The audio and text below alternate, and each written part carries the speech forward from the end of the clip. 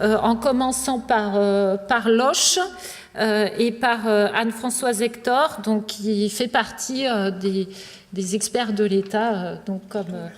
je ne sais pas si tu es déjà ABF ou tu vas y devenir. J'exerce ces fonctions, oui. Voilà, en Indre-et-Loire.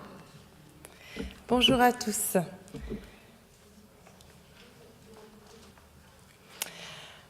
Donc, mon intervention se situe au niveau de la mise en projet entre la connaissance et l'outil. Et moi, je pense que l'appropriation se fait tout au long de ce processus-là. Effectivement, dans le cadre de ma formation d'architecte urbaniste de l'État que j'ai réalisée ici à l'école de Chaillot et conjointement avec l'École nationale des ponts et chaussées, cette question était le cœur du sujet de travail de fin d'études que j'ai retenu et qui prenait pour cadre la ville de Loches. Donc, est-ce que vous connaissez tous la ville de Loches ? Pas étonnant. Donc c'est une petite ville de 6500 habitants en Indre-et-Loire, à peu près 1 heure de route au sud-est de Tours. Et l'objectif pour cette petite ville, et là je rejoins un peu la question soulevée par Mireille Grubert, c'était l'objectif de la ville de Loches, mais c'est aussi un objectif qui peut s'étendre à plusieurs centaines de nos petites villes françaises. C'est comment maintenir le dynamisme de la ville et de son territoire. Et une partie de la réponse, il me semble, et là aussi c'est quelque chose qui peut être généralisé à beaucoup de nos petites villes, c'est d'utiliser le levier du patrimoine. Et donc des valeurs de développement territorial du patrimoine. Alors ce sont des notions, notamment ces valeurs de développement dont nous avons discuté depuis ce matin. C'est Xavier Greff qui l'a théorisé, donc il me semblait important quand même de le citer. J'avais fait ce schéma pour essayer de synthétiser les différentes possibilités de développement territorial fondées sur le patrimoine. C'est-à-dire que souvent, le lien le plus direct, le plus immédiat qu'on voit, c'est la valorisation du patrimoine par le levier touristique. Il me semble que cela procède d'une vision peut-être étrécie de tous les développements qu'on peut attendre du patrimoine. Donc il y a notamment l'amélioration du cadre de vie et de l'animation de ces cœurs historiques qui profitent aux touristes, mais aussi d'abord aux habitants. Mais aussi tout le développement territorial, donc par des filières artisanales, mais aussi d'autres filières plus industrielles, par le développement d'une image de marque qui peut être un faire-valoir des entreprises au moment où on cherche dans ce monde mondialisé plutôt à revenir, à relocaliser les choses. Et ça, vous pouvez avoir quelques éléments d'information supplémentaires par les thèses développées par Clément Marino sur ce sujet. Et ensuite, bien sûr, il y a les filières locales de professionnels liées aux travaux sur le bâtiment. Donc, pour travailler sur la mise en projet, il faut réfléchir au projet et revenir sur, à partir de ce projet, de maintenir un dynamisme à travers le développement territorial fondé sur le patrimoine. Il m'a semblé intéressant de conduire un diagnostic, donc une analyse orientée, pour déterminer quelles étaient les valeurs représentatives de Loches et dresser une sorte de carte génétique de cette ville. Donc, c'est bien sûr une page de l'histoire du Royaume de France. Peu de villes quand même peuvent s'enorgueillir d'avoir été résidence royale. C'est aussi un patrimoine urbain remarquablement conservé et particulièrement homogène. Donc c'est le pendant en termes de patrimoine urbain de l'art de la Renaissance dans le Val-de-Loire, dont on connaît mieux bien sûr les châteaux, mais là c'est c'est la ville en tant que telle qui est ce patrimoine de la Renaissance. Il y a aussi tout un patrimoine naturel et un patrimoine culturel par un festival qui existe non loin de Loches, qui s'appelle la Forêt des Livres, donc chaque année, le dernier week-end du mois d'août, et qui connaît un certain succès. Et un autre patrimoine, un patrimoine plus social et moins connu, concerne la culture industrielle et technologique. Donc Loches est doté d'industries, de filières industrielles de pointe, notamment dans l'aéronautique et le nucléaire. Donc toute la question de la mise en projet a été pour moi de chercher à mettre en résonance ces différentes valeurs représentatives. Donc comment, par exemple, pour ce festival de livres, comment aujourd'hui relier ce festival et la population qu'il apporte dans les environs de Loches à la ville de Loches et à d'autres endroits de son territoire. Ainsi de suite, comment mieux associer ces industries de pointe avec l'image de marque justement de cette ville patrimoniale. De cette mise en projet, ensuite, j'ai décliné à différentes échelles, les actions et outils possibles qu'on pouvait donc mobiliser. Donc là, on parle un peu plus des outils, c'est pour ça que je ne m'appesantirai pas sur ce point, juste pour vous donner quelques exemples. Donc au niveau de la ville haute, donc la citadelle, les monuments sont propriété aujourd'hui du Conseil général et la ville a assez peu d'accès pour animer ces monuments. Donc une piste serait d'améliorer l'association entre la ville de Loches et le Conseil général pour faire des actions de promotion commune, voire étendre à la communauté de communes. Au niveau du centre-ville, donc ça c'est les éléments de réponse qui viennent d'être apportés à la question de Mireille Gruber. Déjà, pour lutter déjà contre la vacance, donc avec un PLU qui soit suffisamment strict sur l'urbanisation périphérique, avec un PSMV qui soit, lui, suffisamment souple pour permettre à ces logements anciens d'accueillir des habitants ou des nouvelles fonctions. Voilà. Il y a une petite ville qui est de l'autre côté de la vallée de l'Indre, qui est vraiment le pendant de la ville de Loches, qui a eu d'ailleurs longtemps un développement semblable jusqu'à être supplantée par Loches. Elles fonctionnent actuellement de façon urbaine complètement ensemble, mais pourtant ce sont deux unités dissociées. Donc là aussi, ce sont des difficultés qui pourraient être surmontées en mettant en place des outils plus de gestion plus commodes. Et enfin, au niveau du territoire lochois, on peut mener toute une réflexion, y compris par le truchement du PSMV dans ces phases qui doit être révisée prochainement, notamment dans ces phases d'élaboration, en associant la filière artisanale de telle sorte qu'elle soit elle aussi un élément moteur après, au moment de la réalisation du plan de sauvegarde, pour animer et pour permettre un développement territorial, respectueux du patrimoine, bien évidemment. Donc voilà, voici un exemple à l'échelle de la ville haute. Donc comment animer cette ville haute, comment afficher la modernité de Loches qui existe mais qui est pour l'instant assez peu mise en avant. Et en conclusion, je voudrais moi aussi revenir sur la remarque qui avait été faite ce matin par Emmanuel Etienne.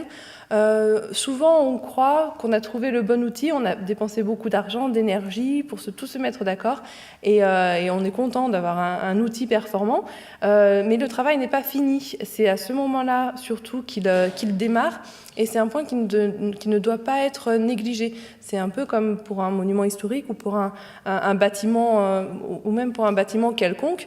On conçoit facilement la possibilité de faire des efforts importants sur la phase d'investissement, mais souvent on néglige la phase de fonctionnement et d'entretien derrière.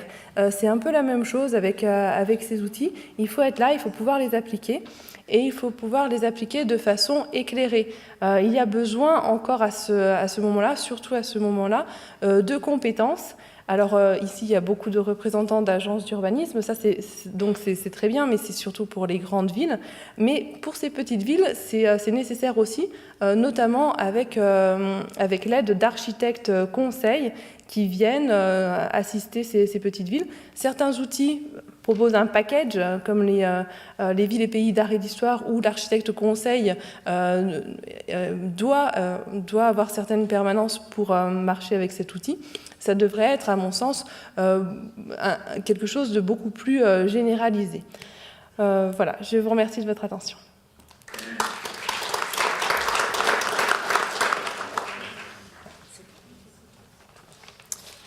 Merci. Donc on voit bien que le sujet des petites villes, c'est vraiment un sujet, on ne va pas dire émergent, mais on va s'en occuper peut-être un petit peu plus qu'on ne s'en occupait avant. Alors, les agences d'urbanisme, on travaille aussi sur ce type de territoire-là. On est un peu étiqueté métropole, mais en fait, on met des bottes des fois, et puis on va à la campagne aussi. Donc...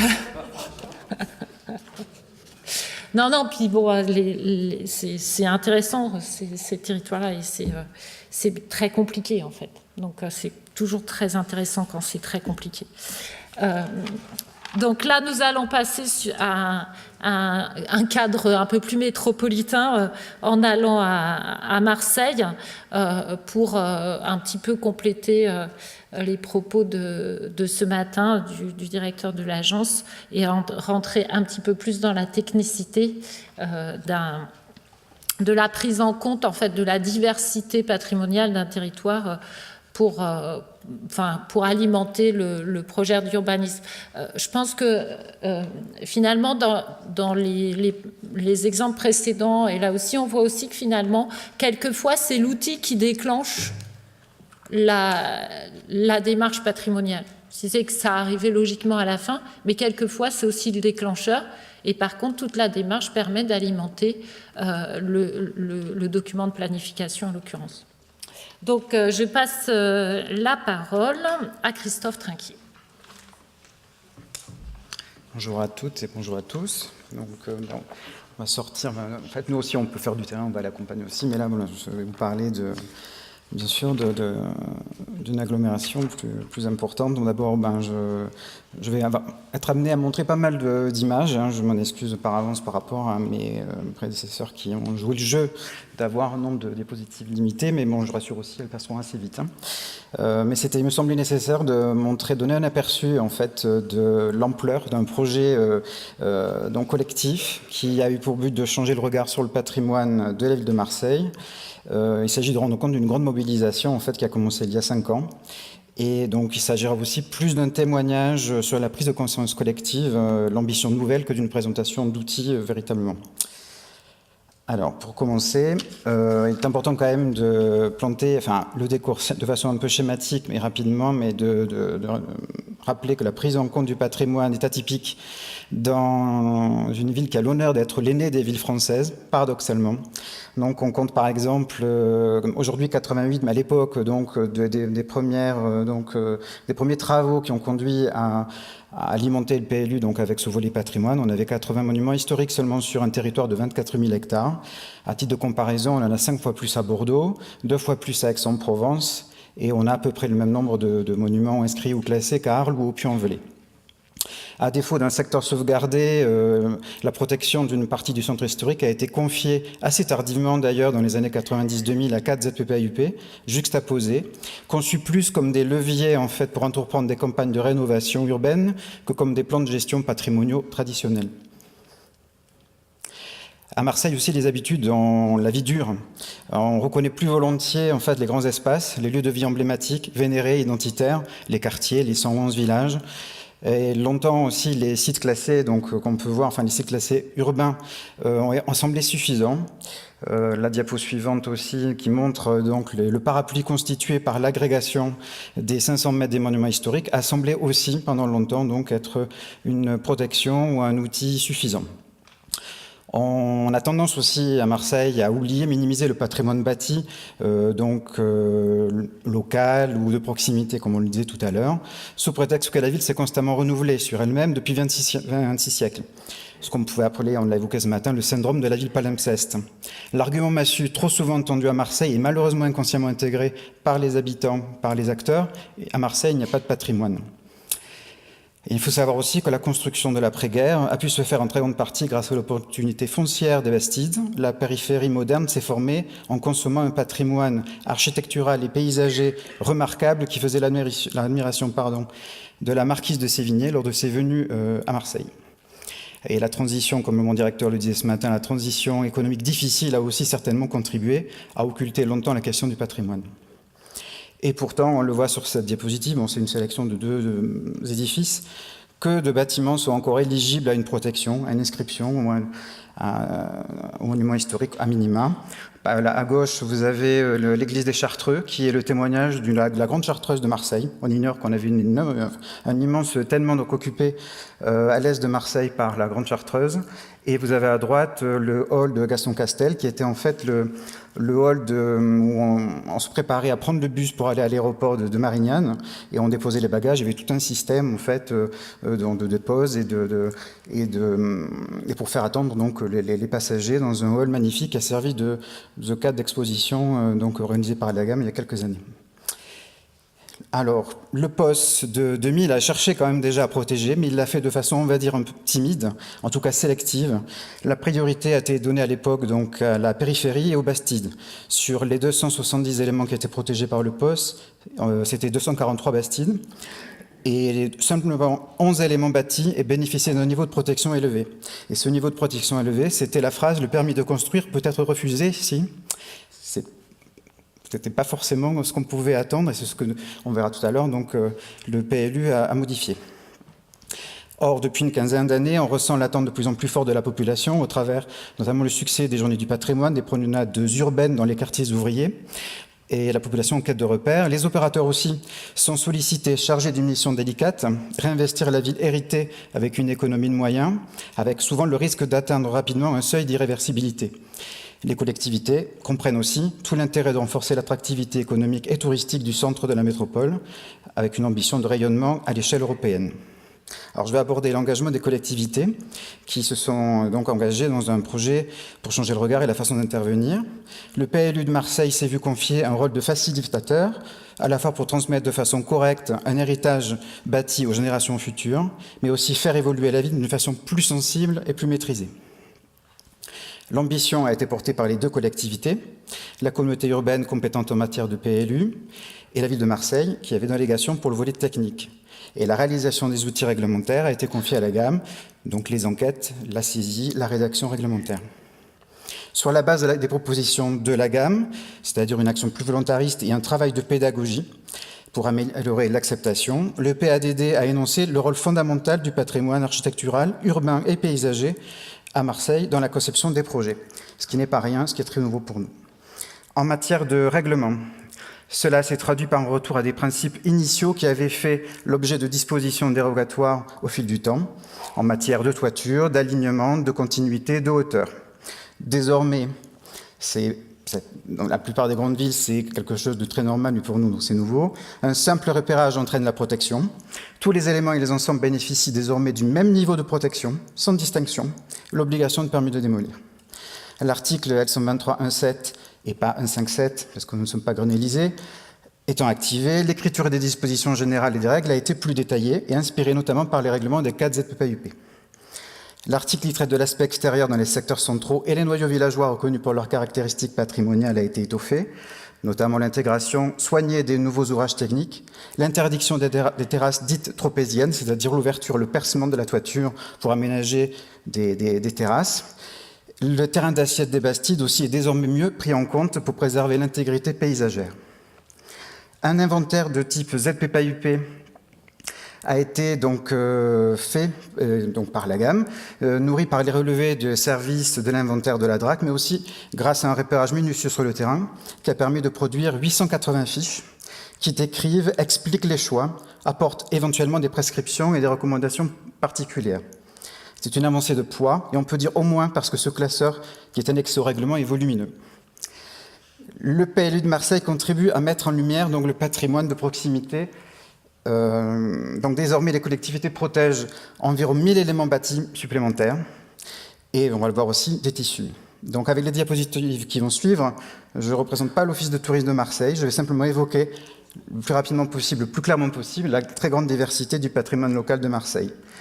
Alors d'abord, on a déjà 20 typologies d'éléments isolés qui ont été donc définis. On part bien sûr du classique comme dans toutes les grandes villes, l'architecture privée, les hôtels particuliers, les villas, l'architecture civile avec des bâtiments administratifs, avec des bâtiments militaires. Donc là, vous avez le bataillon des marins-pompiers, le bâtiment principal à Marseille sur la droite. On a donc aussi le patrimoine militaire à travers des fortins, les blocos, les quartiers des casernes, le patrimoine de l'assistance, de la santé et de l'éducation qui est très important à Marseille, le patrimoine ferroviaire, l'architecture du XXe siècle, je passe vite. Donc ça aussi, ça a été un pari, mais les collectivités nous ont dit banco. Donc à partir des labels, mais pas seulement à partir de l'inventaire. Donc toute une série de bâtiments du XXe siècle, des logements. La faculté de médecine à droite, par exemple, de René Hégère, des tours, des bars, l'école d'architecture, si vous avez sur la droite et à gauche, donc c'est le Brasilia de Bukowza. Là, vous avez des résidences aussi sur la corniche, donc comme vous avez sur la gauche, vous avez aussi l'école de danse de Simonet. Alors ensuite, le patrimoine industriel, du commerce, du port, bien sûr, ça c'est une des caractéristiques de Marseille. Donc une centrale électrique à gauche, par exemple, ou le bâtiment administratif des docks de Marseille. Donc enfin, on a aussi des éléments donc atypiques. Vous avez des postes à feu, donc des postes qui étaient réservés donc pour chasser, pour tirer des pigeonniers, des oratoires, des écuries, une laiterie entièrement constituée avec une charpente, enfin toute une laiterie en bois, des cheminées rampantes par exemple aussi, qui servaient à traiter les métaux avec de la soude chimique dans les quartiers sud. Vous avez les domaines, une spécificité de Marseille aussi, donc ce sont des entrepôts qui sont intégrés, qui forment îlots, qui forment donc des ensembles bâtis très cohérents, avec souvent des coursives et donc des passages. Une nouveauté aussi, c'est le décor urbain. On a tenu donc à mettre le plus souvent possible donc des vierges cornières, des statues qui sont données sur les lieux publics, les décorations des façades. De considérer la brique, le béton, donc tous les matériaux, les décors, céramiques, ferronnerie, qui font la richesse et la diversité du patrimoine donc marseillais, et aussi donc l'art des rocailleurs, qui est quelque chose qui est important à Marseille, et qui commence à être donc mieux considéré et qui commence aussi à être inscrit, puisque donc il y a 3 éléments de rocaille qui ont été facilités. Donc l'instruction, et je vous en parlais tout à l'heure, est accélérée par donc l'outil du PLU. Nous avons aussi une belle avancée. Parce que Marseille est connue pour ses ruptures d'échelle et de forme, elle présente aussi des exemples remarquables de composition urbaine et d'homogénéité. Donc on protège 10 tissus qui sont donc remarquables pour leur homogénéité, notamment des extensions orthonormées de la ville de la fin du XVIIIe jusqu'à la fin du XIXe siècle, qui sont soumises à des prescriptions. Composition des façades, matériaux, intégration des ouvrages techniques et 10 trames régulières importantes pour conserver la mémoire du parcellaire. Et là, elles bénéficient de recommandations. Autre belle avancée, on a 43 formes d'habitat spécifiques. Elles sont protégées, 26 soumises à des prescriptions, 17 à recommandations, avec donc la reconstruction. C'est aussi une des spécificités de Marseille. Les lotissements ouvriers, les courées ouvrières, le quartier de l'Estac par exemple, et pas seulement, le quartier de Saint-Henri, Saint-André. L'habitat de type cabanonnier, donc ça aussi c'est une première approche, un peu aussi comme à la demande de la collectivité. Des grands ensembles de logements collectifs, quelques HBM, c'est une première approche, donc ça aussi c'était un pari, même si comme Marseille était très profondément remanié, et il peut y avoir aussi quelques dérive donc dans les années 70, le PLU est resté donc mesuré, mais donc on a accepté les collectivités, donc on jouait le jeu, on a intégré quand même une série de logements ou de grands ensembles. Ensuite, 4 quartiers en balcon emblématiques, qui donc sont soumis plus à des prescriptions qui portent sur l'identité et la forme générale, moins sur la forme urbaine, puisque ce sont des quartiers qui au départ ont été autoconstruits, des lieux de villégiature qui se sont densifiés peu à peu, mais dans le règlement et dans les dispositions générales, donc on spécifie la limitation, enfin des remembrements, une volumétrie générale, et ceci donc à la demande à la fois des résidents, des comités de quartier et aussi bien sûr des collectivités qui nous ont fait donc cette demande-là. Nous avons aussi des séquences. Oui, suivante, voilà, des séquences architecturales, qui soient monumentales ou pittoresques, et notamment celles qui montrent une grande stabilité dimensionnelle et typologique, le 3 fenêtres, le fameux 3 fenêtres marseillais.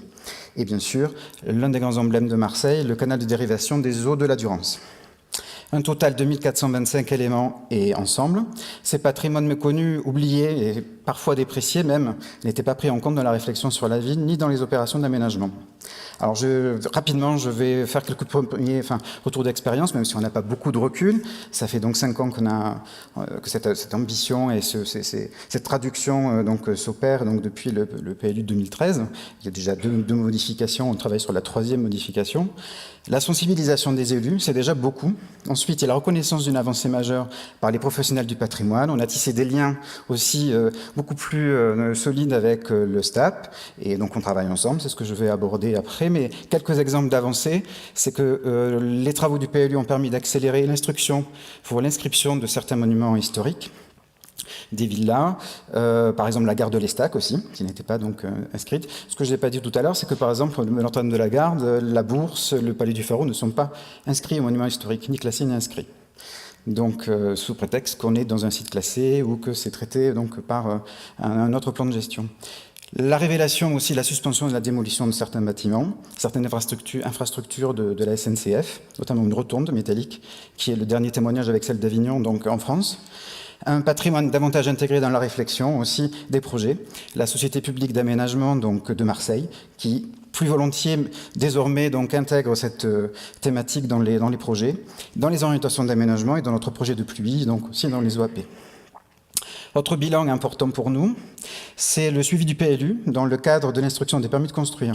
La GAM est associée à une commission mixte, à la commission technique d'urbanisme, où elle joue son rôle d'assistance à la maîtrise d'ouvrage, mais apporte sa connaissance à l'équipe donc du service des autorisations d'urbanisme, mais travaille donc aux côtés de l'ABF en synergie pour veiller au niveau d'exigence nécessaires, contribuer à rechercher l'amélioration de la transposition des objectifs, puisque suivant les contextes, on est amené au fil des groupes de travail qui se réunissent une fois par mois à assouplir et ajuster donc, dans les quartiers patrimoniaux construits sur les pentes notamment ou les quartiers autoconstruits, à revoir un petit peu, à essayer de moduler, de projeter donc au créer des modifications, des alignements ou des implantations sur la parcelle. Elle permet aussi cette réunion de compléter donc via l'instruction des permis de construire la protection en fait des propriétés qui étaient difficilement décelables dans notre enquête donc de repérage ou d'inventaire préalable, et donc à travers l'instruction des permis, on peut lier patrimoine paysager et patrimoine bâti, travailler sur la parcelle et donc inciter à reconsidérer le projet.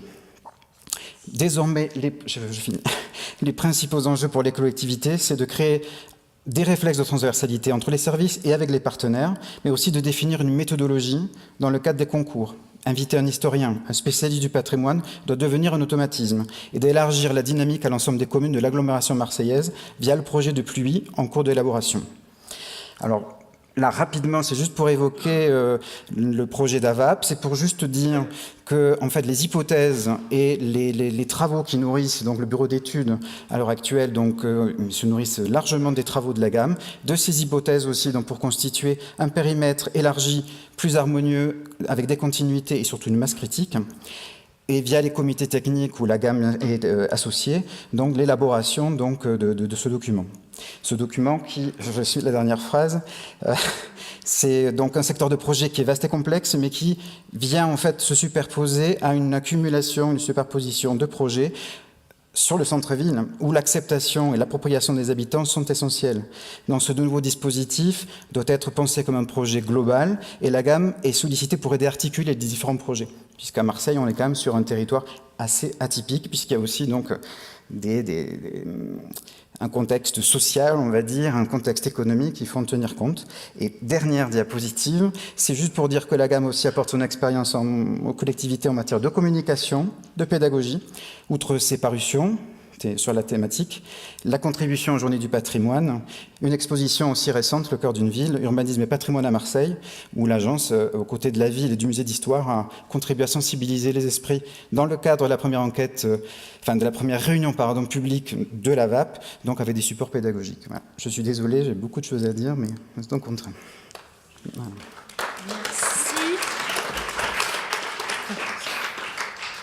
Donc après le PLU de Marseille, où on voit bien que finalement les notions d'inventaire sont assez intéressantes pour commencer à sensibiliser et à changer les pratiques, on va partir à Poitiers avec une gestion évolutive du patrimoine, avec un PLU, et c'est Pascal Dubellec qui va vous expliquer tout ça. Bonjour. Alors, on va commencer. Ouais, c'est comme ça que ça marche. Alors d'abord, un mot sur Poitiers. Donc on dit Grand Poitiers. Grand Poitiers, c'est moyen, au mieux, peut-être petit même.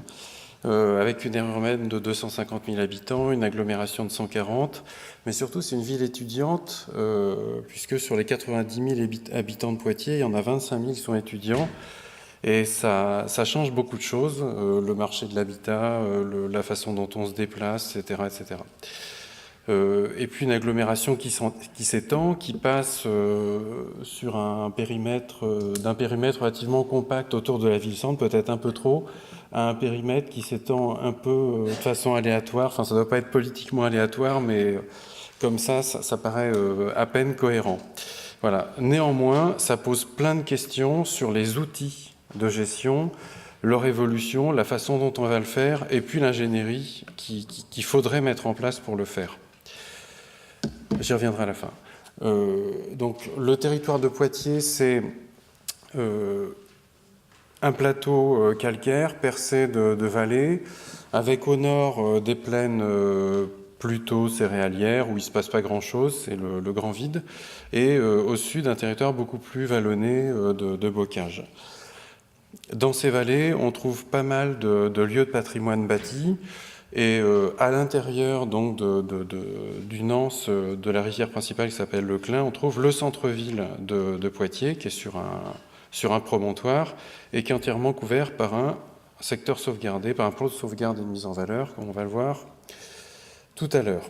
Alors, d'abord, on va parler un peu du PLUI. Le PLUI, d'ailleurs, je ne vais pas parler tout de suite du PLUI, je vais d'abord parler du secteur sauvegardé. Donc, le plan de sauvegarde et de mise en valeur qui couvre le centre-ville de Poitiers a été élaboré à partir des années 2006, même si la prescription date de 2000. C'est une extension du périmètre, parce qu'avant, il couvrait un tiers du centre-ville. C'est un document qui est, on va dire, relativement adapté à Poitiers, dans la mesure où il prend en compte le fait que la densité de patrimoine n'est pas très importante dans le centre-ville. Il y en a un peu partout, mais on trouve aussi pas mal de lieux sur lesquels on n'a pas vraiment de patrimoine et qui peuvent faire l'objet d'un renouvellement. Donc, on a choisi de se doter d'orientations d'aménagement à l'intérieur du plan de sauvegarde et de mise en valeur pour pouvoir prendre en charge ces questions de renouvellement, tout en faisant attention au patrimoine qui n'est jamais très loin non plus. Alors, ces orientations de renouvellement traitent aussi la question de l'évolution de l'espace public, de façon qu'on aurait voulu un peu plus dynamique, mais bon, après tout, ça s'est fait comme ça s'est fait. Voilà. Et puis une partie réglementaire qui elle, évidemment, nous donne des garde-fous sur cet ensemble-là, garde-fous qui sont évidemment indispensables sur un secteur sauvegardé, mais on verra tout à l'heure que finalement le document lui-même n'est pas le plus important, c'est évidemment beaucoup plus la façon dont on s'en saisit pour en faire un projet. Voilà. Donc le PLU patrimonial, lui, on a pris le parti de le faire petit à petit, et on est au milieu du gué aujourd'hui. Pourquoi ? Simplement parce qu'on n'avait pas ni l'argent ni l'ingénierie nécessaire pour courir plusieurs lièvres à la fois. Et donc le parti a été pris de faire dans un premier temps le PSMV, ça nous a coûté quand même 1 million d'euros avec l'État, et puis pas mal d'années d'études. Dans le même temps, on a fait ce PLU patrimonial en essayant de repérer l'essentiel du patrimoine, mais sans vraiment le différencier, c'est-à-dire en se disant on va faire une protection un peu globale de ce patrimoine-là. Et ce qu'on a fait, c'est qu'on a différencié au fond 2 types de zones, c'est-à-dire des zones urbaines sur lesquelles on peut faire évoluer les tissus urbains, qu'on appelle zones urbaines de renouvellement et sur lesquelles on a des orientations d'aménagement qui expliquent comment on peut le faire. Alors, c'est pas génial, mais en tout cas, ça donne des clés pour pouvoir réintervenir sur les différents tissus urbains. Et on a d'autres zones qu'on a appelées à patrimoine, c'est-à-dire sur lesquelles le sujet, c'est pas le renouvellement, mais la rénovation, l'adaptation du bâti existant. Et donc accompagne là aussi ces secteurs-là des orientations d'aménagement qu'on a appelées rénovation du patrimoine bâti. Pour l'ensemble, on a aussi des orientations d'aménagement paysage et biodiversité qui sont elles aussi à revoir parce qu'elles ne sont pas suffisamment justement circonstanciées. Il reste à territorialiser les orientations. Et donc tout ça, c'est, on va dire, des éléments alors, qui sont disponibles sur le site grandpoitiers.fr, donc vous pouvez aller voir, que nous, on trouve insuffisants, mais en tout cas, on arrive à faire projet avec ça dans un premier temps, en attendant mieux. Voilà, c'est l'essentiel. Donc, je dis un mot de plus sur les orientations d'aménagement, rénovation énergétique qui sont contenues dans les orientations d'aménagement du PLU et du plan de sauvegarde et de mise en valeur, et qui explique comment on peut faire de la rénovation énergétique du patrimoine ancien. Donc ça, c'est un sujet qu'on a souhaité traiter, parce que c'est vrai que c'est un sujet qui est souvent maltraité. Et finalement, ce qui se passe en ce moment, c'est-à-dire cette volonté qu'ont les propriétaires de faire évoluer leur bâtiment pour un certain nombre de raisons, notamment pour le rendre plus efficace sur le plan énergétique, c'est sûrement une bonne chose, parce que ça permet d'enclencher un phénomène de rénovation sur des bâtiments qui sont souvent pas suffisamment entretenus, mais en même temps, évidemment, il y a un potentiel de destruction qui est là, et ça peut aller très vite si on rénove mal ces bâtiments. Voilà. Donc, d'où la nécessité de faire ces orientations d'aménagement pour expliquer très concrètement comment le faire bien. En tout cas, comment le faire en préservant le patrimoine et pas en le faisant mal. Et tout en atteignant, évidemment, alors chez nous, c'est 80 kWh par mètre carré par an, mais on s'en fout un peu. Je pense que justement, le sujet, c'est plus d'améliorer ce qui existe, et finalement, en le faisant intelligemment, on n'est jamais très loin du compte. Un mot quand même sur l'urbanisme négocié et sur la qualité des projets. Donc, et ça nous renvoie tout de suite à l'ingénierie qui est présente ou pas présente sur le territoire. Le territoire de Grand Poitiers n'est pas couvert par une agence d'urbanisme, et on le déplore. C'est pas non plus un territoire couvert par un CAUE. Donc là, c'est moins grave parce qu'on a un architecte conseil et on travaille très bien avec l'architecte des bâtiments de France.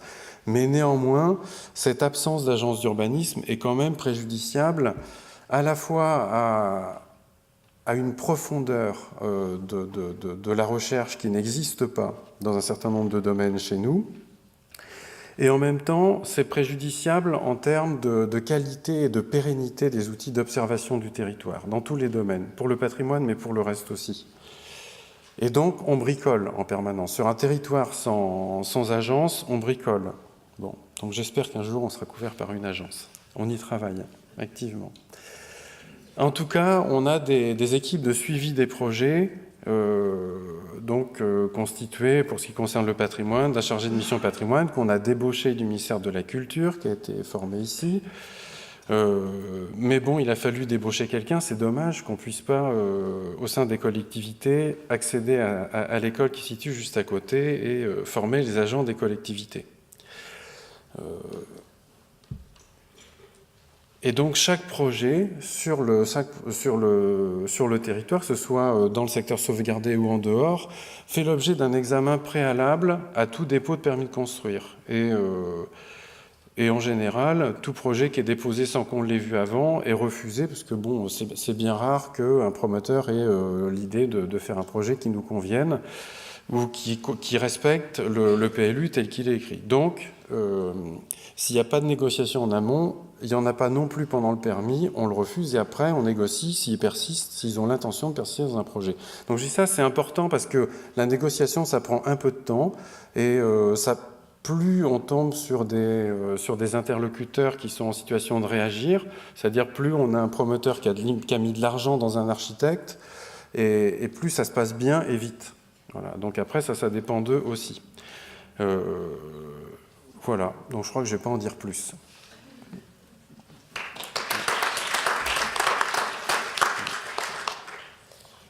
Merci. Donc pour ceux qui sont des spécialistes des PLU, ils sont peut-être quelques-uns quand même dans la salle, vous avez noté qu'à Poitiers, on travaille avec des orientations d'aménagement et de programmation, et que l'orientation d'aménagement et de programmation, elle s'impose aux tiers par biais de compatibilité et pas par biais de conformité. Donc derrière, toute l'importance de l'ingénierie, de l'accompagnement du projet, elle est évidente, parce que la compatibilité, c'est un petit peu moins facile à apprécier que la conformité. Donc finalement, quand on évoque mise en projet, outil de gestion, on voit bien que l'outil de gestion, quelqu'un l'évoquait ce matin, c'est pas uniquement du papier, quoi. C'est aussi les gens qui vont travailler à la mise en œuvre et puis à finalement la bonne réalisation en fait des intentions qui sont transcrites dans les documents de papier. Donc on va maintenant, j'ai passé la parole à Anne-Laure Monniot qui va vous expliquer comment finalement sur Bordeaux et notamment sur la partie Bordeaux-Ville, donc il y a une démarche patrimoniale sur le PLU intercommunal de Bordeaux Métropole, mais aussi sur Bordeaux-Ville, site UNESCO, la question patrimoniale a été traduite et quel projet elle porte. Enfin, je crois que... Oui, bonjour et merci de m'accueillir et d'avoir organisé cette journée diablement intéressante. Donc Bordeaux a un titre que j'ai essayé de faire simple, le plan local d'urbanisme d'un site urbain du patrimoine mondial. Tout à l'heure, il y a eu des échanges sur la question patrimoine ordinaire, familier, du quotidien, de proximité. J'ai regardé dans mes papiers ce qu'on utilisait à Bordeaux. Et en fait, à Bordeaux, la réponse est un patrimoine urbain. Du coup, on évite un peu la question. Vous avez à l'écran une image aérienne où vous voyez la Garonne au centre. Le site du patrimoine mondial bordelais est inscrit sous l'intitulé Bordeaux, port de la Lune, et sa valeur universelle et exceptionnelle est celle d'un site urbain, justement, vivant, qui a gardé des traces de toutes ces époques d'évolution en lien avec le port qui lui a permis d'échanger avec le monde. Vous avez le contour en plus éclairé, donc vous voyez qu'on prend la Garonne et la berge de la rive droite, et puis un périmètre qui s'appuie sur une infrastructure très lisible à l'échelle géographique, qui sont le tracé des boulevards du 19e, avec un petit écart au sud de la gare. Je ne sais pas s'il y a quelque chose qui permet de... Ah oui, voilà, la gare qui est ici.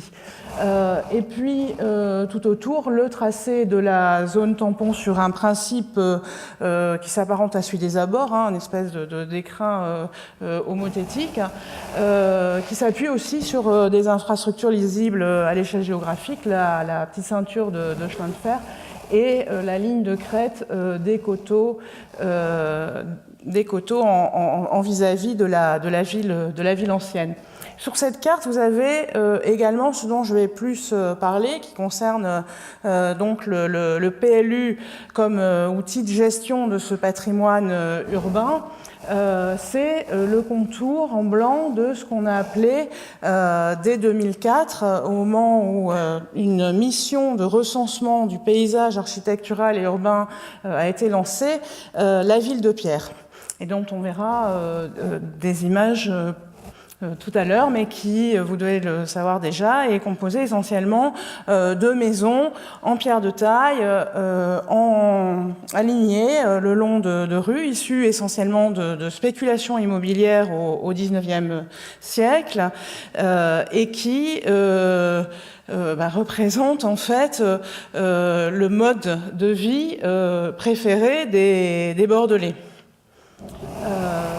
Alors il y a des trous dans ce napperon qui correspondent à des zones où effectivement il y a plutôt des grands équipements et services, pas toujours occupés avec des bâtiments patrimoniaux, mais parfois si également. Et puis en rouge, le périmètre du plan de sauvegarde et de mise en valeur.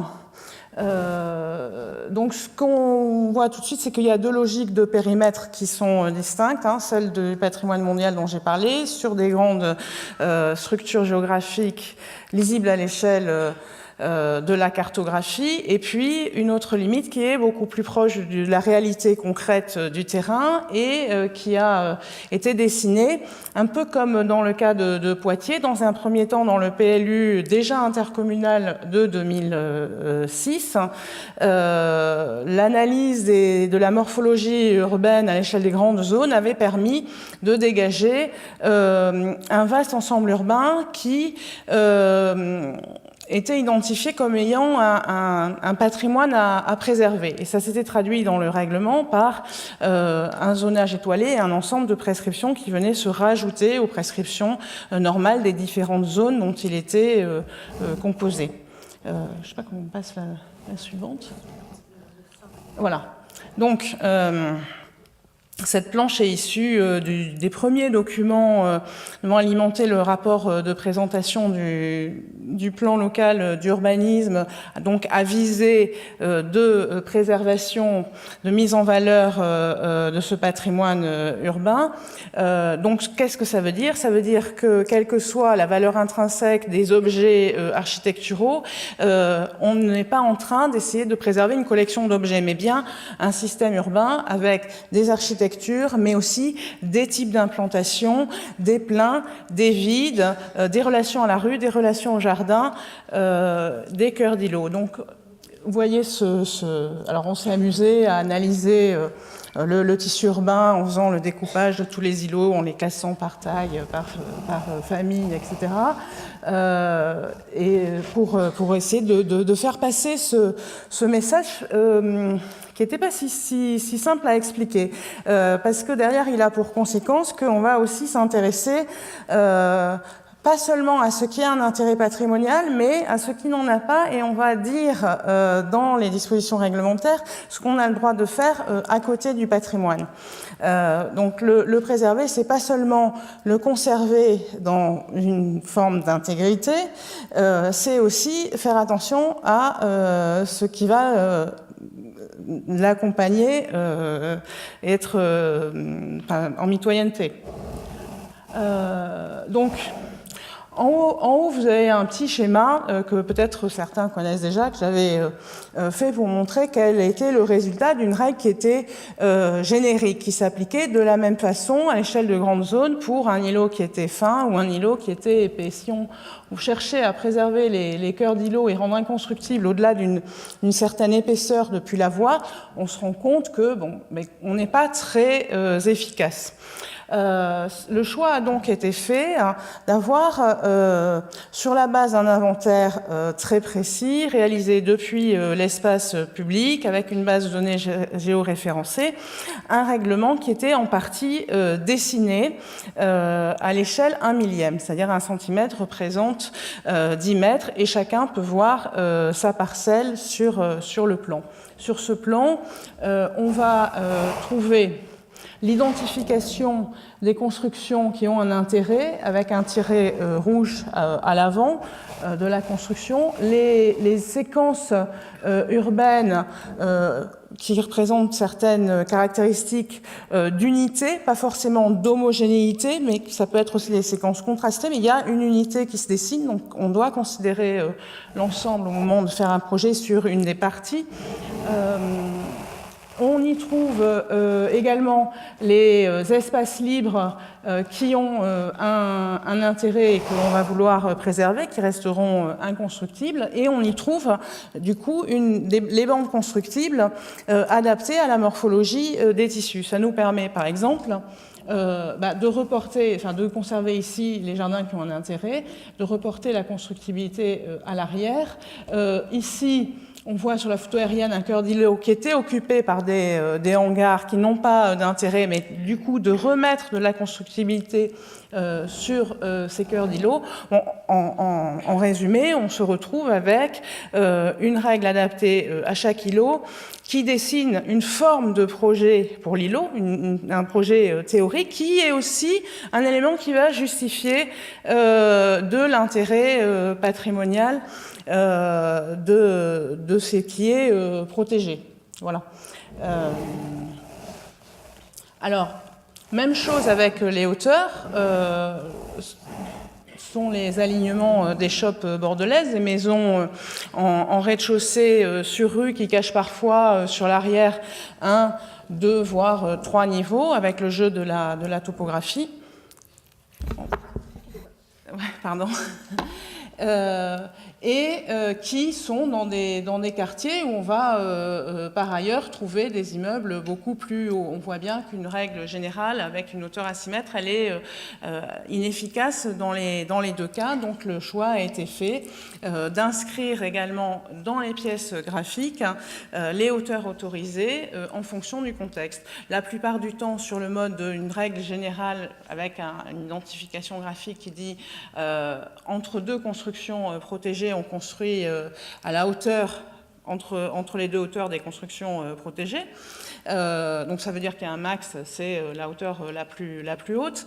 Quelques règles écrites qui expliquent comment l'appliquer, ou quand il y a une trop grande amplitude entre une construction protégée et puis l'autre qui est de l'autre côté du filet, l'idée que sur une séquence sur une distance de 6 mètres, on ne peut pas avoir une hauteur qui est plus importante que la hauteur d'un étage entier. Enfin voilà, un certain nombre de dispositions qui visaient l'idée d'un raccordement à l'existant des constructions nouvelles.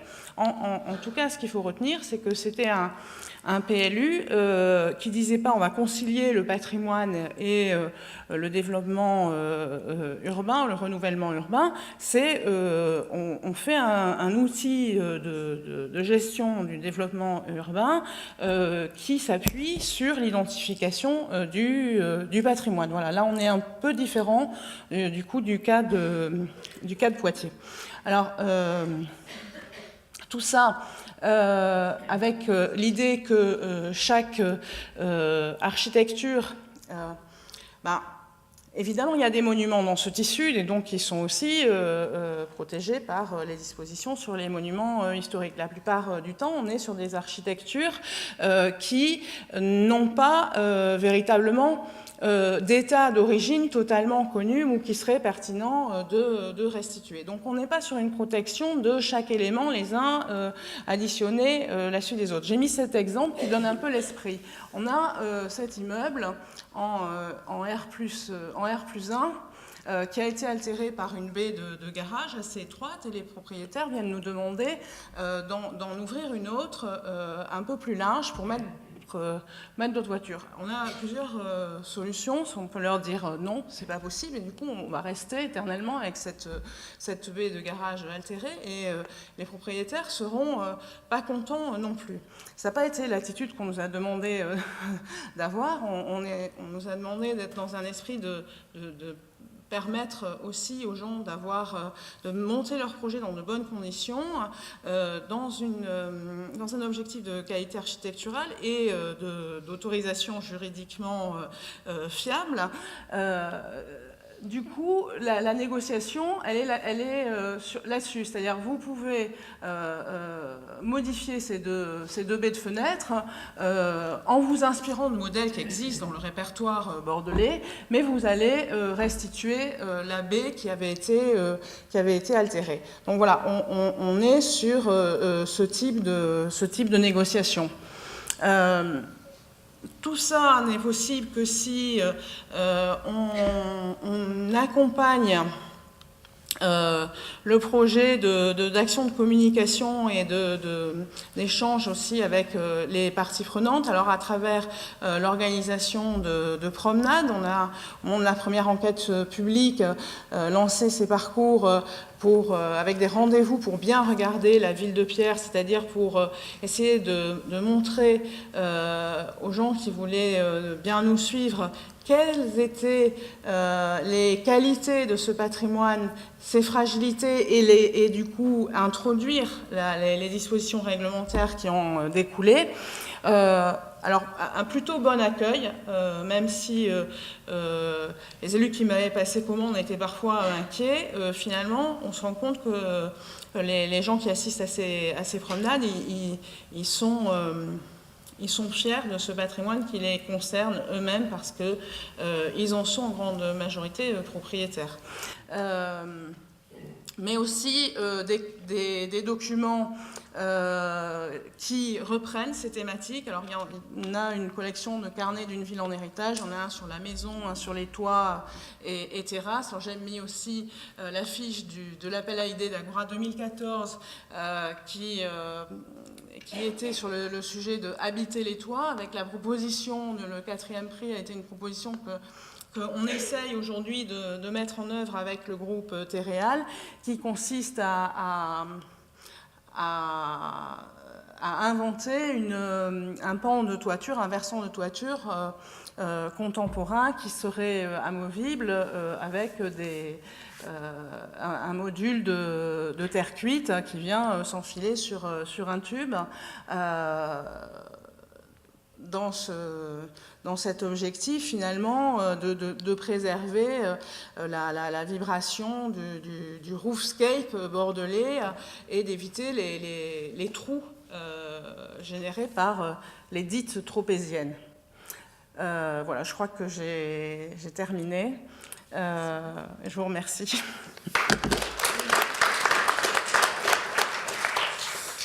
Donc vous voyez finalement deux façons assez différentes d'utiliser le PLU pour un projet patrimonial. Et là, une manière d'utiliser le PLU qui rentre quand même beaucoup par l'urbanisme et par la forme de l'îlot. Et pas par l'objet. L'objet vient après. Là, par contre, ce sont les parties réglementaires qui sont utilisées, donc avec une application par conformité. Donc on n'a pas, même si effectivement il y a un gros travail de négociation, d'accompagnement de chaque porteur de projet, c'est quand même pas tout à fait la même chose que quand on est sur une application par compatibilité. Donc s'il y a quelques questions sur cette partie-là, avant de passer la parole à Brigitte Bariol pour clôturer la journée de travail. Éric Goupil, SCOT du Pays de la Baie du Mont-Saint-Michel. Ma question s'adresse à M. Christophe Trinquier quand il a parlé des commissions mixtes d'autorisation liées aux autorisations d'urbanisme. Ma question porte sur sa composition, ses missions, comment les avez-vous déterminées et quelles sont ces missions et jusqu'à quel point de détail allez-vous? Alors, ces commissions existaient déjà donc avec les services municipaux, la DGEH, enfin, donc, et le SAU, donc qui suit l'instruction. Et cette nouveauté, c'est que c'est donc l'architecte des bâtiments de France qui a été invité à participer donc à ces réunions. C'est une nouveauté parce que au préalable, l'architecte des bâtiments de France faisait un petit peu peur, hein, comme dans d'autres communes. Et la GAM a été associée, puisque la GAM a été partie prenante dans la réalisation des outils, et aussi donc son rôle c'était de faire évoluer, en tout cas de faire vivre et de défendre aussi certaines orientations qui sont inscrites hein, dans le PADD, donc d'être là aussi pour veiller à maintenir aussi un certain équilibre, donc vis-à-vis de la BEF d'un côté, vis-à-vis des instructeurs de l'autre, qui ne sont pas forcément toujours non plus par rapport à la qualité architecturale, la qualité urbaine. Il y a une culture aussi qui doit être faite, en tout cas à Marseille, hein, ça c'est quand même avéré, donc d'une mise à niveau et d'une imprégnation, d'une acculturation. Et donc c'est un travail d'équipe, oui, mais c'est la ville qui a organisé, c'est la ville qui a l'initiative, puisque donc là c'est au niveau d'instruction des permis, donc c'est pas la collectivité ou la métropole maintenant, mais on a été associés, voilà. Donc Arnaud de la Jarre pour l'université d'Angers. Et du coup, c'est une question que je voulais poser ce matin, mais je me suis auto-censuré, puis il était l'heure de déjeuner, mais donc c'était pour la gamme également. J'en profite d'ailleurs pour dire que on a un programme de recherche financé par l'Agence nationale de la recherche sur le PLU patrimonial, donc en partant du principe que peut-être il existe déjà, mais que surtout il reste à inventer avec un certain nombre de territoires, et je pense qu'on va revenir avec un collègue qui est dans la salle, voir les 3 intervenants qui sont là, par exemple. Mais alors la question que je me posais, en fait, c'était aussi celle finalement du besoin d'une AVAP sur Marseille, à partir du moment où vous affichez, enfin la ville de Marseille affiche une politique volontariste sur les questions de patrimoine, et que finalement un PLU, comme on l'a dit ce matin, peut ressembler à une Porsche, et qu'on peut aller très vite, très loin, je ne sais pas. Voilà. Donc, je vois bien un élément de réponse derrière le fait de maintenir une AVAP, mais après tout... Petite galéjade, comme on dit chez nous aussi. Hein. Je voulais juste dire qu'on a eu aussi nos Porsche à une époque, dans les années 20 sur Caméry, donc il y avait des constructeurs automobiles à Marseille qui faisaient des bolides de luxe. Voilà, d'accord. Bon, ben voilà, alors... Donc finalement, parce qu'en fait, c'est une prise de conscience, c'est un PLU qui est un peu plus qui est affiné, mais qui n'est pas non plus... On a vu les exemples de nos collègues des autres grandes villes qui ont un temps d'avance, qui ont une culture, une expérience. Donc nous, ça fait 5 ans. Hein, donc c'est pas non plus... c'est un outil qui se veut complet, mais il n'y a pas forcément la traduction après dans tous les documents comme on le souhaiterait. Il y a déjà une adhésion des collectivités, c'est déjà beaucoup, c'est ce que j'essayais de dire tout à l'heure, mais une AVAP paraît quand même un plan de gestion, paraît, et surtout que maintenant on élargit les prérogatives par rapport aux ZPPAUP, et surtout pour l'adhésion de la population, et je soucie d'élargir ce périmètre et d'avoir un périmètre qui corresponde peu ou prou à un secteur sauvegardé qu'on aurait aimé avoir à un moment donné. Donc c'était pour avoir cette masse critique, ce grand périmètre, et pour justement aussi englober tous ces périmètres d'intervention, éviter d'avoir des outils ZPPAUP, à l'époque, qui servaient finalement de levier pour des RHI, pour cureter des îlots, ils ont été détournés ces outils, et en même temps on doit englober, comme je le disais tout à l'heure, donc des opérations, 35 opérations de ravalement, de restructuration à l'heure actuelle, donc par la Soleam, la société qui travaille pour la ville, pour avoir cette cohésion et veiller à avoir une harmonie et une gestion quand même plus... Alors, l'outil PLU, en fait, c'était nourri, comme je disais tout à l'heure, déjà quand même malgré tout d'une grande part des ZPPAUP dans la rédaction, en anticipation justement d'un transfert dans l'autre sens de la règle donc pour nourrir la VAP. Et en fait, c'est ce qui est arrivé. Donc les règles et les fiches, il y a beaucoup de fiches puisque le périmètre est élargi, vont partir du PLU et vont regagner la VAP, ce qui donne déjà aussi de l'air au bureau d'études parce que donc elles ont aussi beaucoup de choses à traiter aussi, le traitement des énergies nouvelles, donc tous ces volets qui sont nouveaux. Donc c'est un jeu finalement d'aller-retour et donc le PLU contribue aussi à enrichir et avec l'expérience qu'on a, de faire un outil, en l'espérant utile et qui soit pratiqué. Ouais. Je rajouterais juste un petit point. Je pense que la ZPPUP à un moment donné sur des quartiers anciens dégradés, couplés avec des opérations de restauration immobilière sur des UP, ça ouvrait quand même à la défiscalisation Malraux. Et que ça, à un moment donné, pour faire investir des gens sur du patrimoine très dégradé, avec un déficit foncier énorme, en limitant d'une certaine manière l'action foncière publique, c'est quand même assez efficace. Donc, alors qu'avec un PLU patrimonial, où effectivement, la limite entre les deux outils, elle devient de moins en moins évidente, surtout qu'en général, les collectivités qui choisissent de faire un PLU patrimonial, derrière, on le voit à Bordeaux, on le voit à Poitiers, on le voit à Marseille, on le voit à Lyon, on le voit partout, elles se dotent aussi d'une ingénierie d'instruction qui finalement fait qu'on accompagne quand même sacrément le projet. Sauf que la possibilité de combiner des outils et finalement d'attirer par ce biais-là des investisseurs par le biais de la défiscalisation, ça, c'était pas présent. C'est un vrai sujet. Hein. Je pense que moi, je trouve qu'il y a un super indicateur de patrimonialisation, c'est la valeur foncière. Parce qu'on parlait des bourgs super dégradés tout à l'heure. En général, on a une valeur foncière totalement effondrée, une rente foncière qui décourage n'importe quel investisseur, alors que finalement, dans d'autres secteurs ultra patrimonialisés, on peut avoir une valeur foncière finalement presque trop élevée qui décourage des activités à faible rente foncière, y compris le logement social d'ailleurs, et que finalement, surveiller l'état de patrimonialisation avec une analyse des valeurs foncières, c'est assez simple, et puis c'est quand même, je trouve, un indicateur, c'est pas très poétique, mais c'est assez efficace. Je m'attendais plutôt à cette réponse, hein, c'est pour ça. Ça t'étonne. Bah oui, mais, enfin, parce qu'on n'en a pas du tout parlé ce matin non plus. Eh ben oui, mais l'argent, c'est utile. Hein. Voilà, du levier fiscal. Et bon, voilà.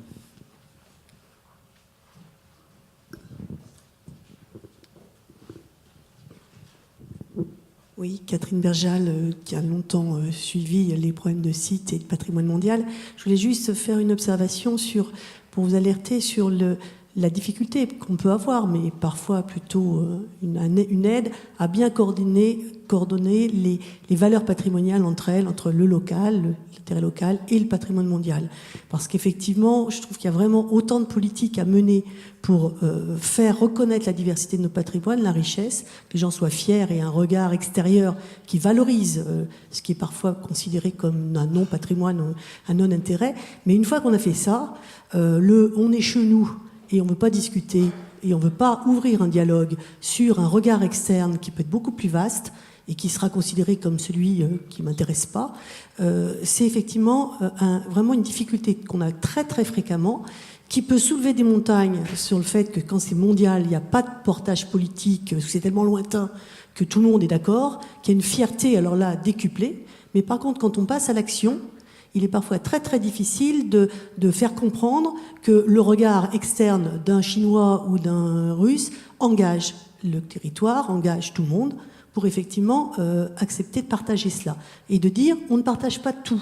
Parce qu'effectivement, il y a des patrimoines d'intérêt local, et même un site classé en France de niveau national, il y a une valeur patrimoniale d'intérêt local, c'est mon coin de pêche, etc. Et donc, c'est à considérer comme tout à fait essentiel pour la gestion, mais dans la gestion respectueuse des regards beaucoup plus macro, qu'on a aussi parfois patrimonialisé, je pense raisonnablement et en accord avec les sociétés locales et avec les autres, mais pour lequel la notion notamment de respect, je trouve que j'ai beaucoup appris avec ça, c'était l'ancien directeur du patrimoine mondial qui dit, il parle très bien français, il dit j'ai horreur du respect, j'aime pas le respect.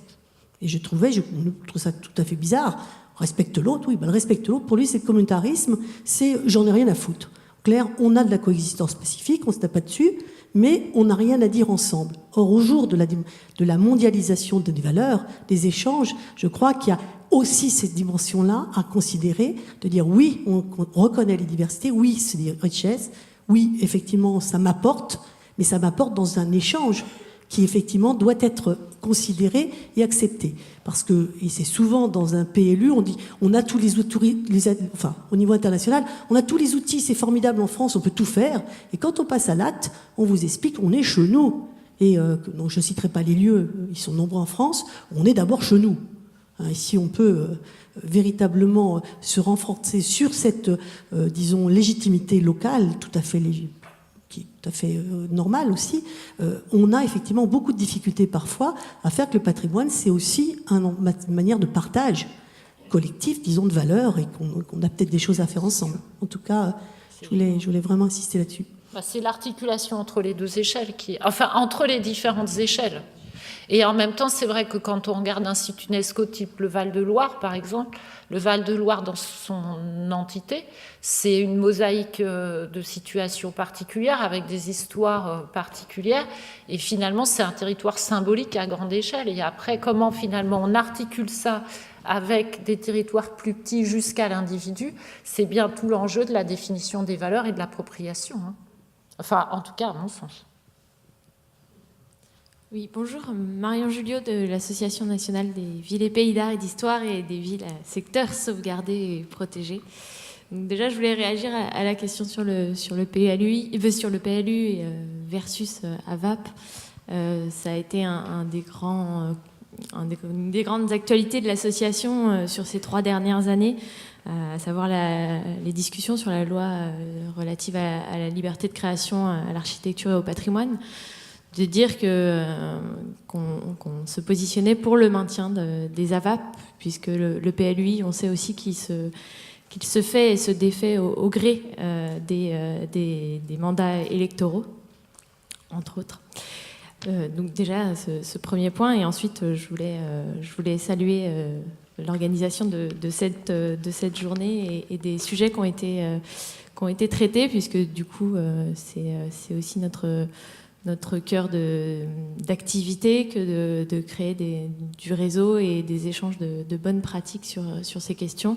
On a parlé de la question de l'intercommunalité, c'est notre plus grand chantier en ce moment aussi, de savoir comment la question patrimoniale va être traitée dans des intercommunalités où on va aussi chercher des économies et on ne va pas forcément donner toute sa place au patrimoine. On a aussi parlé des centres-bourgs et ça aussi c'est un sujet qui nous concerne énormément aujourd'hui et sur lequel on s'organise avec des groupes de travail qui sont pilotés par les villes de La Réole, Pézenas, pour toujours, encore une fois, créer un réseau de bonnes pratiques et outiller les collectivités pour qu'elles soient accompagnées dans leur redynamisation et dans leurs projets patrimoniaux.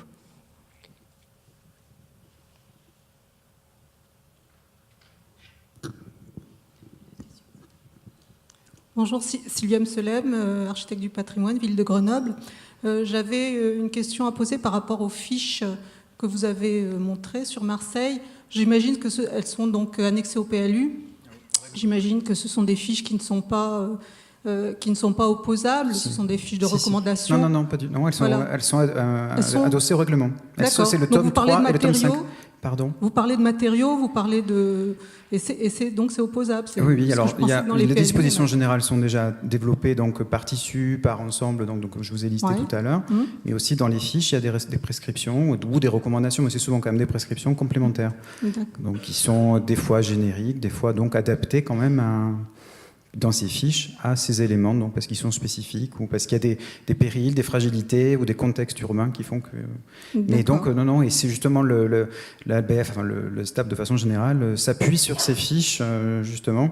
C'est peut-être pas forcément ce qui est la meilleure, mais pour l'instant, c'est quelque chose qui paraît utile, en tout cas, et qui a été approprié et qui sert aussi donc dans l'instruction des permis de construire. D'accord. Pour moi, les PLU ne pouvaient pas imposer des matériaux ou des modes de faire. Donc c'est pour ça que je trouve que c'est quand même intéressant. Ensuite, j'avais une autre question plus générale par rapport au PLU patrimoine. On parle beaucoup de grandes villes comme Marseille, Bordeaux. Dans ces villes-centres, évidemment, on a des outils assez adaptés, qui ont un certain coût. Et je pense que dans les intercommunalités, on va avoir un déséquilibre avec les communes, l'ensemble des communes qui ne pourront pas toutes avoir les mêmes dispositifs. Alors, est-ce que le PLU patrimoine va arriver on va pas dire niveler parce que c'est peut-être pas le bon terme, mais voilà, avoir quelque chose de qualité dans toutes les communes, parce que pour l'instant c'est pas assez avancé, mais je pense que sur Grenoble, on va avoir la métropole de Grenoble, on va être confronté à ce genre de problème. Voilà. Et puis une dernière remarque, on parlait de vocabulaire tout à l'heure, de patrimoine. Alors moi, on parle oui, le patrimoine, c'est le patrimoine. Je ne sais pas s'il faut le qualifier d'ordinaire ou de... Je ne sais pas. Le patrimoine, c'est quelque chose qui qualifie un lieu. Il faut peut-être plus qualifier le patrimoine exceptionnel que celui qu'on a sous les yeux tout le temps, qui fait la ville. Voilà. La question de l'ingénierie sur sur les PLU intercommunaux en milieu non métropolitain, de toute façon, c'est un sujet pour plein de thèmes. Ça, c'est évident. Après, ce qui semble pouvoir coûter très très cher, c'est les questions d'inventaire. Parce qu'en plus, on ne sait pas où on s'arrête. Alors, on commence à avoir, notamment dans les coûts de rapport de présentation, non seulement ça vous remplit un caddie de supermarché, mais en plus, on a quand même beaucoup de tendance à demander des inventaires sur des sujets qui ne sont pas forcément très bien définis. Alors, on a l'inventaire de la biodiversité, jusqu'où on s'arrête, l'inventaire du patrimoine, jusqu'où on s'arrête, l'inventaire des places de stationnement, jusqu'où on s'arrête. Quand on est à 20 habitants au kilomètre carré, c'est super intéressant, l'inventaire du stationnement. Voilà. Et en même temps, c'est obligatoire. Et du coup, à un moment donné, c'est presque ces coûts-là qui vont finir par devenir assez impactants. Alors, on a parlé un petit peu des éléments d'information détenus par l'inventaire. Et je pense que c'est aussi un sujet de la manière finalement de mieux utiliser toute cette connaissance agrégée par les services de l'inventaire dans les documents d'urbanisme. C'est pas forcément une pratique complètement évidente. C'est des fonds qui sont pas évidents à récupérer, qui sont pas systématiquement géoréférencés. Donc, je pense qu'il y a aussi déjà un état des lieux de savoir ce qui existe comme connaissance sur les territoires pour simplement y avoir accès. Et on renvoie à la question de la connaissance. Oui, dans le cas de Bordeaux, ça a été une vraie question tout au début, parce qu'on ne savait pas ce qui était nécessaire pour justifier la servitude, entre guillemets. Alors, et puis, il y avait aussi l'idée que si on allait parcourir tout ce terrain, il fallait récupérer le max d'infos, parce qu'on ne le ferait pas deux fois. Et donc, maintenant, avec le retour d'expérience, c'est que, en fait, il faut pas beaucoup d'informations quand même, à l'unité pour justifier de la fameuse servitude. Dans un cas comme Bordeaux, où c'est un patrimoine urbain. En revanche, la mission de documentation historique dont j'ai pas parlé, qui est pas un inventaire pour le coup exhaustif, mais qui va dans les fonds d'archives, regarder les sources écrites, etc., et qui va essayer de décrypter quel est l'ADN de ce paysage urbain. Là, pour le coup, c'est bien plus important. Et donc là, il faut pas lésiner sur le profil qui peut faire ça. Mais à partir du moment où on a fait ce choix, nous on pourrait aller très vite maintenant, et on est un peu plombé par notre base de données informatisée qui elle se change pas si facilement que ça, quoi. Voilà.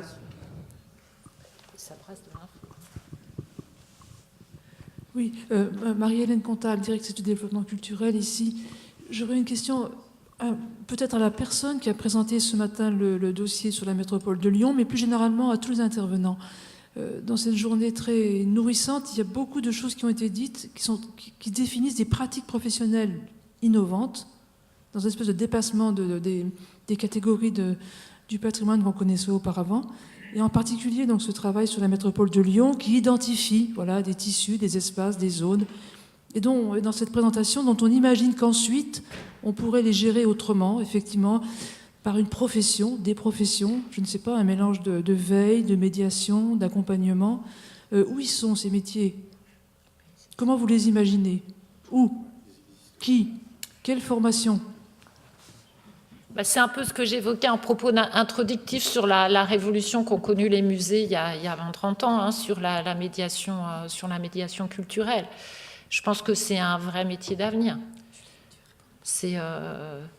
Et qui renvoie aussi aux questions d'appropriation, de gouvernance, et de médiation. Ça, c'est sûr. Et puis simplement de gouvernance technique aussi, à un moment donné, parce que chacun fonctionne dans son couloir, et puis à un moment donné, quand on parle de territoire, quand on parle de patrimoine, ben, tout se croise. Et finalement, une gouvernance technique, ça s'organise aussi, ça s'anime. Et ça, c'est des pratiques professionnelles qui sont amenées à évoluer. Hein. Donc, après, il y a des métiers qui existent déjà dans tout ce qui est pratique autour de la sociologie urbaine et autres, autour du diagnostic en marchand et autres. Il y a des méthodes qui existent, il y a des gens qui savent un peu faire ça, mais c'est sûr que je pense que c'est des métiers qui vont se constituer, avec une attention particulière au public.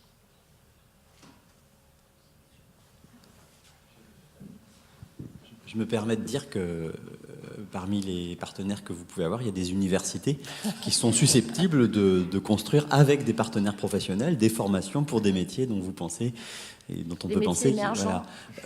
À titre d'exemple, on a eu, mais on va bientôt l'enterrer, un master qui s'appelait Paysage et médiation. Alors je fais court puisqu'il a changé d'appellation, donc qui était principalement alimenté par des étudiants en géographie. Et puis il y en a un dans la salle d'ailleurs aussi, des étudiants de ce qu'on appelle l'agrocampus. Voilà, donc malheureusement nos étudiants ne sont pas embauchés derrière. Donc ça nous renvoie aussi à la capacité, même quand le besoin est identifié, encore faut-il qu'il y ait justement une volonté politique de mettre des moyens là-dessus. Et bon, j'ai beau être juriste, j'ai la conviction que de négocier la règle, c'est bien plus intéressant que de l'écrire et de l'appliquer. Voilà, je crois qu'on en a eu des beaux exemples. Je me permets de préciser que quand même, un PLU a quand même des limites réglementaires. En tout cas, la jurisprudence n'est pas aussi claire que ça sur le fait qu'on peut imposer absolument tous les matériaux au travers du PLU, contrairement à ce que peut faire un secteur sauvegardé et également en partie une AVAP. Hein. Donc voilà, il y a... Bon, donc c'est... Oui, mais bon, la jurisprudence reste assez... Ouais, voilà, bon. Bonsoir. Nous allons devoir conclure cette journée qui a été très stimulante. Donc, je suis Brigitte Bariol, déléguée générale de la Fédération des agences d'urbanisme.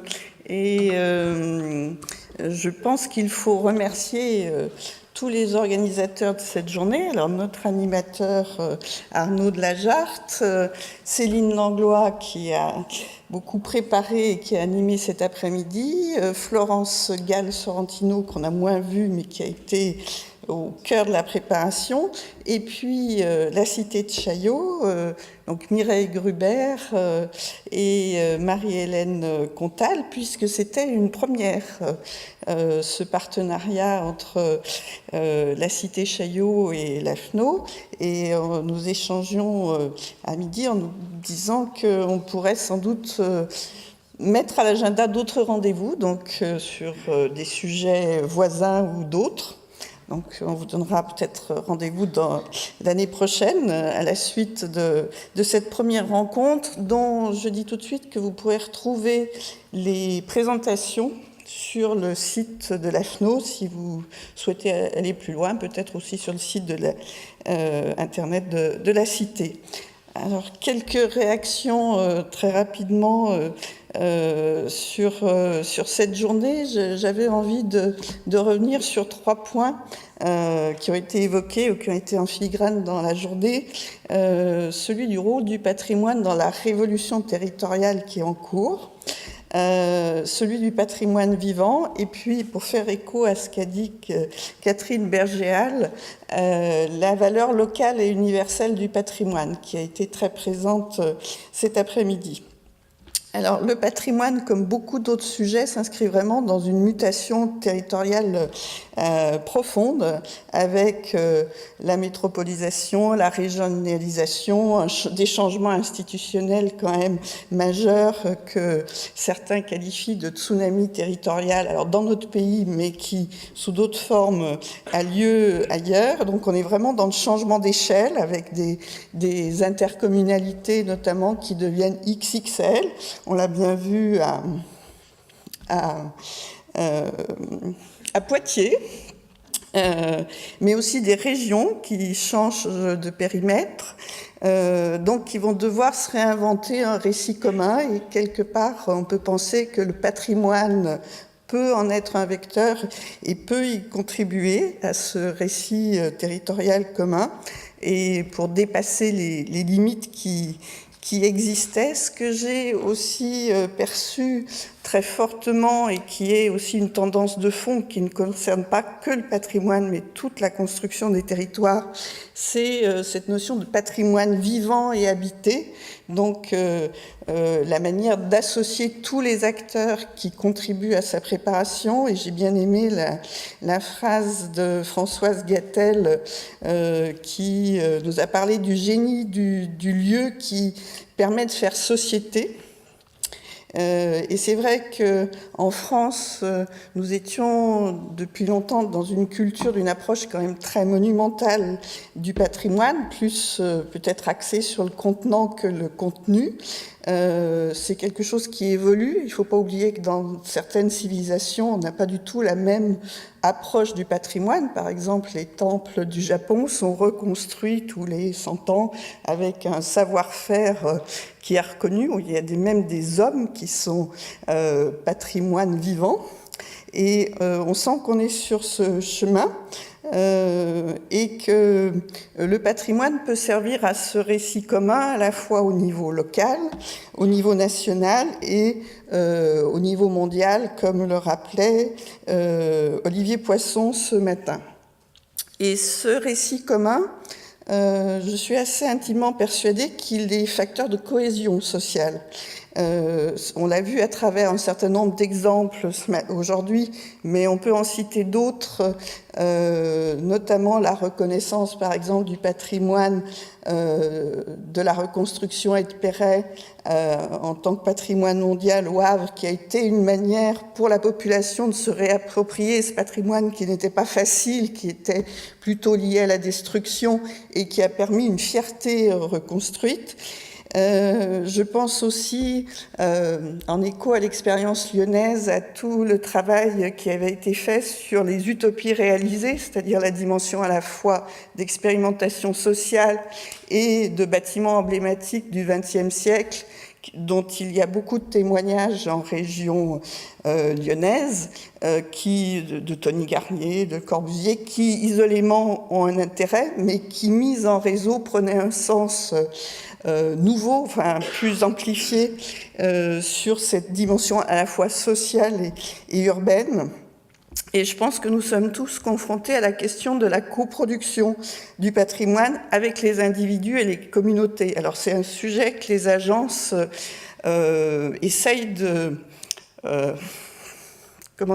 d'objectiver, d'outiller cette question de la coproduction avec les habitants, notamment l'individu qui est devenu un créateur de la ville à la fois en tant qu'habitant, qu'usager, qu'en tant que producteur de services et citoyen. Et on sent bien que cette dimension d'appropriation du patrimoine par les habitants, avec toute la dimension d'intermédiation qui a été évoquée notamment à l'instant, est déterminante pour sa réussite. Et les témoignages de cet après-midi m'ont fait penser aussi, par rapport au rôle de l'individu, à une expérience culturelle qui est le lieu unique de Nantes, où, dans une œuvre urbaine et artistique, les habitants ont été invités à déposer des affaires personnelles de leur quotidien dans un bâtiment transparent dont on voit les arrangements, et ils sont fermés pour, je ne sais plus, une cinquantaine ou une centaine d'années. Donc cette dimension de contribution à un patrimoine dont il est difficile de trouver les vecteurs est certainement un enjeu clé pour nous, acteurs des territoires et du patrimoine. Et puis enfin, le patrimoine, comme l'a dit Catherine Bergéal, elle a une valeur vraiment locale, mais aussi universelle et globale, locale, et il faut qu'on travaille sur cette double reconnaissance. Alors c'est vrai que le patrimoine mondial a beaucoup évolué avec la notion de paysage urbain historique dans une approche plus globale, avec la question des biens sériels qui permettent de mettre en lien et de donner du sens. Ça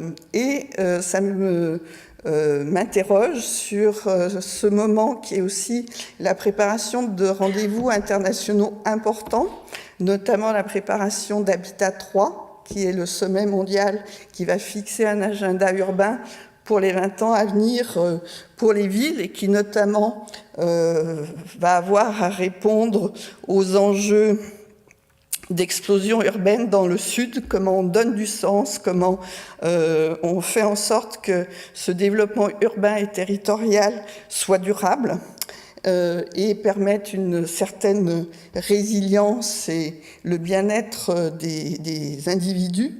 Et je pense qu'on a trouvé dans cette journée de ce matin et de cet après-midi des enjeux qui sont à l'agenda concernant le patrimoine, ceux de la décentralisation, puisque on se rend bien compte que les enjeux urbains de métropolisation vont devoir être traités de plus en plus par des pouvoirs locaux qui prennent plus d'importance, mais l'action de ces pouvoirs locaux, que ce soit les villes ou aussi les territoires ruraux ou les régions, elle doit aussi avoir un cadre qui est donné par les États. Il faut des politiques urbaines, il faut des politiques territoriales nationales pour que cette action territoriale des collectivités, ces pouvoirs locaux puissent agir et qu'ils aient aussi des moyens et des ressources. Alors, c'est évident chez nous, même si les moyens sont difficiles à trouver, c'est très difficile dans des pays en développement et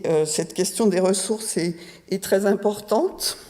Et puis, dans les sujets à l'agenda d'Habitat 3, il y a aussi toute la question du continuum entre les territoires urbains et ruraux.